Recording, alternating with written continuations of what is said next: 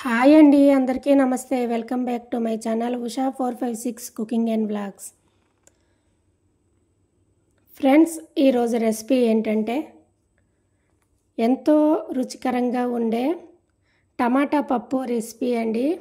ఒక్కసారి కనుక మీరు ఈ విధంగా చేసి పెట్టారంటే మీ ఇంట్లో వాళ్ళందరూ చాలా ఇష్టంగా తింటారండి. కూర కూడా లేకుండా ఒక్క పప్పుతోనే తినేస్తారు.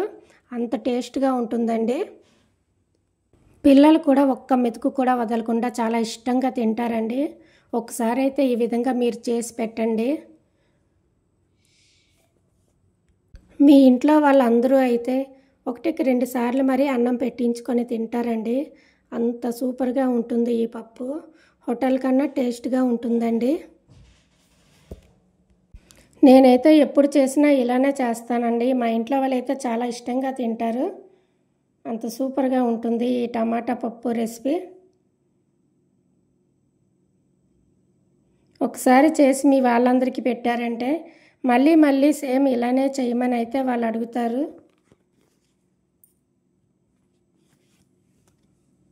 ఒకసారి ట్రై చేసి ఎలా ఉందో నాకు కామెంట్స్లో అయితే పెట్టండి ఫ్రెండ్స్.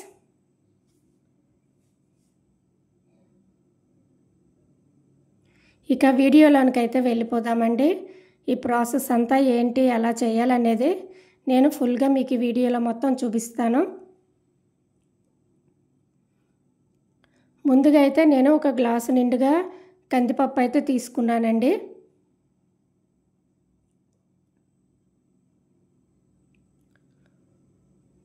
ఈ పప్పుని 2-3 సార్లు శుభ్రంగా అయితే మనం కడుక్కుందాము. డస్ట్ అది ఉంటుంది కదండి, డస్ట్ అంతా పోయేలా మనం చక్కగా 3 సార్లు అయితే క్లీన్ చేసుకుందామండి.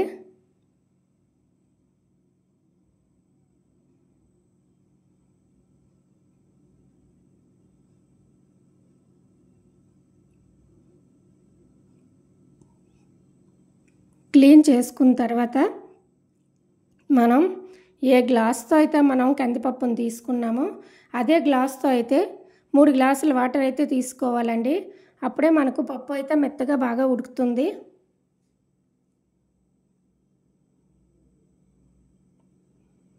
ఇందులో 1 స్పూన్ ఆయిల్ కూడా నేను వేసానండి. ఇప్పుడైతే మనం కుక్కర్ మూత పెట్టుకొని ఒక 5 నుంచి 6 విజిల్లు అయితే రానిద్దామండి. అప్పుడే మనకి పప్పు అయితే మెత్తగా ఉడుకుతుంది. పప్పు ఎంత మెత్తగా ఉడికితే మనకి పప్పు అనేది అంత టేస్ట్ అయితే వస్తుందండి. బాగా మెత్తగా ఉడకాలి. 5 to 6 విజిల్స్ అయితే మనం రానిద్దాము. ఈలోపు ఇక్కడ ఒక చిన్న సైజ్ అండి, బాగా చిన్నది చింతపండు అయితే మనం తీసుకొని అయితే శుభ్రంగా దాన్ని కడిగి నానబెట్టి పక్కన పెట్టుకుందాము. ఇక్కడ నేను 1/2 కిలో టమాటాలు అయితే తీసుకున్నానండి. ఇంకా ఒక పెద్ద సైజు ఉల్లిపాయ ఒకటి, నెక్స్ట్ ఒక 5-6 పచ్చిమిరపకాయలు. వీటినన్నింటినీ అయితే నేను గుండగా తరిగి పెట్టుకున్నానండి. చిన్న ముక్కలుగా కట్ చేసి అయితే రెడీగా పెట్టుకున్నాను. ఇప్పుడు మనం ఒక పాన్ తీసుకుందాము. అందులో ఆయిల్ వేసుకుందాము. ఆయిల్ వేడెక్కిన తర్వాత మనం ఈ ఉల్లిపాయ ముక్కలని పచ్చిమిర్చి ముక్కలని మనం ఈ ఆయిల్ అయితే వేసి కొంచెం ఎరుపు రంగు వచ్చే వరకు అయితే వేయించుకోవాలండి. తర్వాత అందులోనే టమాటా ముక్కలు కూడా మనం వేసేయాలి. ఇప్పుడు ఈ టమాటా మొత్తం బాగా మెత్తగా ఉడికేటట్టు అయితే మనం బాగా దాన్ని దగ్గరికి అయ్యేటట్లుగా అయితే ఉంచాలి.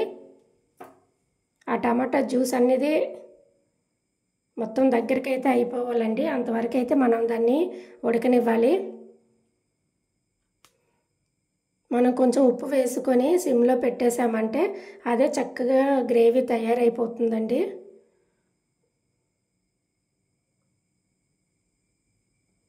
చూసారా, దగ్గరికి వచ్చేసింది కదా. ఇంకా కొంచెం అయితే బాగా ఉడకాలి.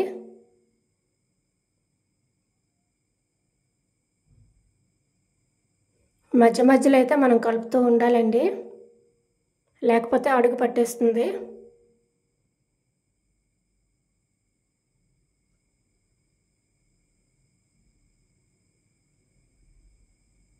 ఓకే, ఇప్పుడు కొంచెం ఒక 1/2 స్పూను పసుపు అయితే వేసుకుందాము. నెక్స్ట్ 1 స్పూన్ కారం, ఇంకా 1 స్పూన్ ధనియాల పౌడర్ వేసుకుందాము.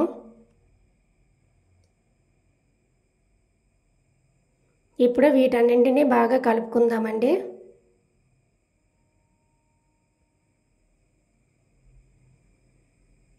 ఈలోపు మనం ఇక్కడ మనకి పప్పు అయితే ఉడికిపోయిందండి. కుక్కర్ తీసేద్దాము, విజిల్ తీసి ఈ పప్పుని మనం మెత్తగా అయితే మ్యాష్ చేసుకోవాలండి.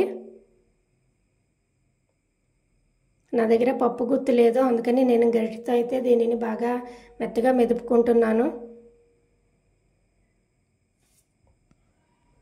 ఈ పప్పు మొత్తానికి మెత్తగా మనం మ్యాష్ అయితే చేసుకోవాలండి. ఎక్కడ మనకి పప్పు అనేది బద్దలుగా లేకుండా మెత్తగా అయితే మనం మెదుపుకోవాలి.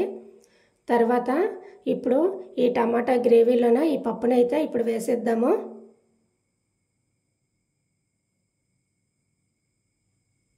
టమాటా అయితే మెత్తగా ఉడకాలండి, ఎక్కడ ముక్కలుగా అయితే వండకూడదు. ఆ టమాటాలు ఎంత ఉడికితే మనకి పప్పు అనేది అంత టేస్ట్ అయితే వస్తుంది.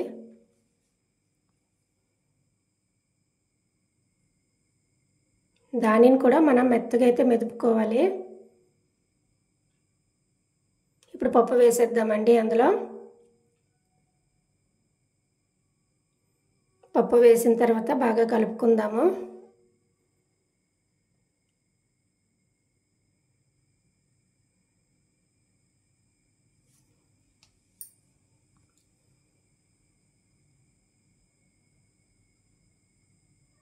ఇప్పుడు మనము పక్కన నానబెట్టి పెట్టుకున్నాం కదండి చింతపండు రసము, దానిని కూడా ఇందులో వేసేద్దాము. చింతపండు అయితే బాగా కొద్దిగా చిన్న సైజు అయితే తీసుకోవాలండి. నిమ్మకాయ ఉంటుంది కదా, అంత కూడా కాదు, అందులో సగం అయితే సరిపోతుంది. లేదంటే పులుపు ఎక్కువైపోద్ది, టేస్ట్ మారిపోద్ది. ఇప్పుడు ఈ చింతపండు రసాన్ని ఇందులో వేసేద్దాము.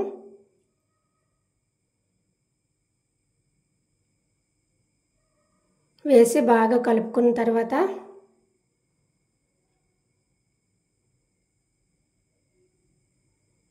ఉప్పు మనం కొంచెం చెక్ చేసుకుందామండి. సరిపోకపోతే మళ్ళీ వేసుకోవచ్చు.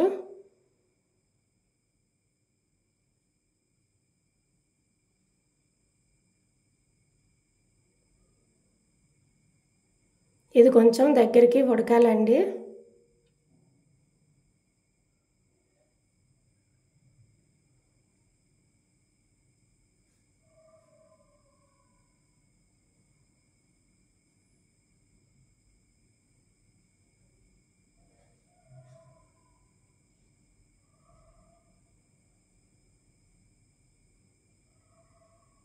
పప్పు అయితే కొంచెం చిక్కగా ఉండాలండి, అప్పుడే బాగుంటుంది, మరీ నీరులా కాకుండా.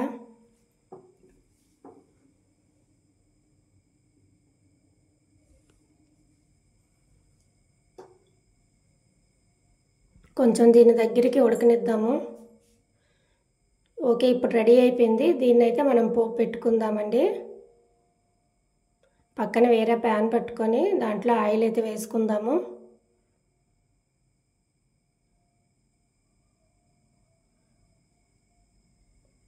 అందులోనికి కొద్దిగా ఆవాలు వేద్దాము.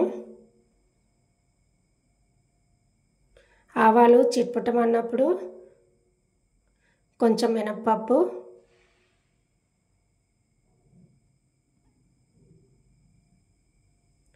కొద్దిగా జీలకర్ర కూడా వేసుకుందాము.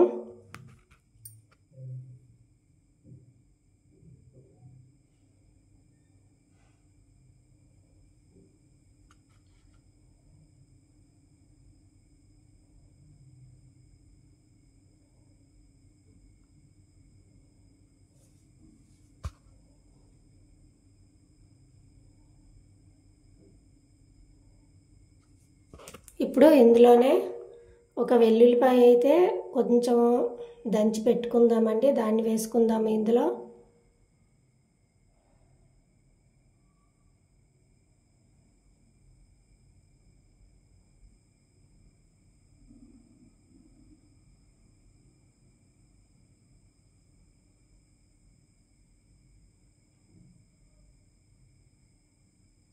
నెక్స్ట్ ఎండుమిరపకాయలు వేసుకుందామండి, ఒక 4.